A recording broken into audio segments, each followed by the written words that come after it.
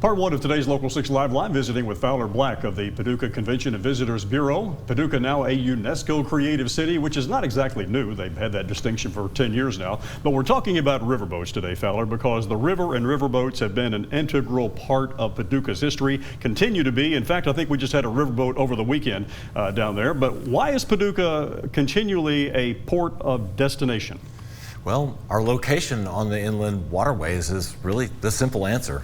We are at the intersection of four major arteries in our nation's inland waterways. So by virtue of location, number one, but also because of the strong sense of place that's offered just steps from where they disembark. So they love to be in a place that has a great historic built landscape, and thankfully we've been able to save that here in Paducah, and also provide them with things that are differentiators, stigma busters. National Quilt Museum, we always say these are not your grandmother's quilts.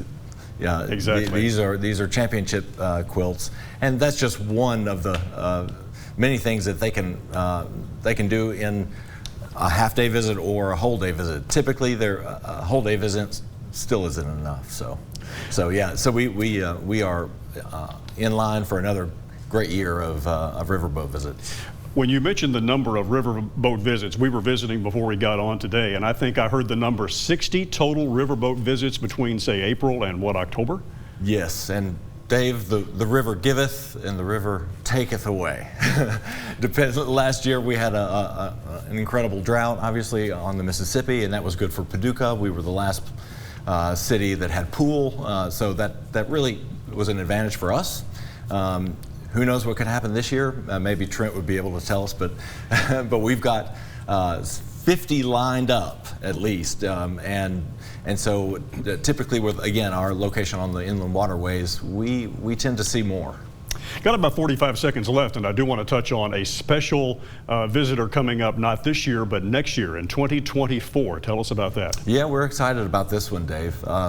Viking River Cruises will be on the schedule for 2024, and this one you may know of as a European river cruise, but they are going from New Orleans to St. Paul, with Paducah being the only non-Mississippi River stop. So we are excited about that. They start off with a few visits in 24, but I imagine beyond that we'll really start to pick up with Viking River Cruises. Got about 20 seconds left, and where can we find out more about the schedule of riverboats and everything going on in the Paducah area?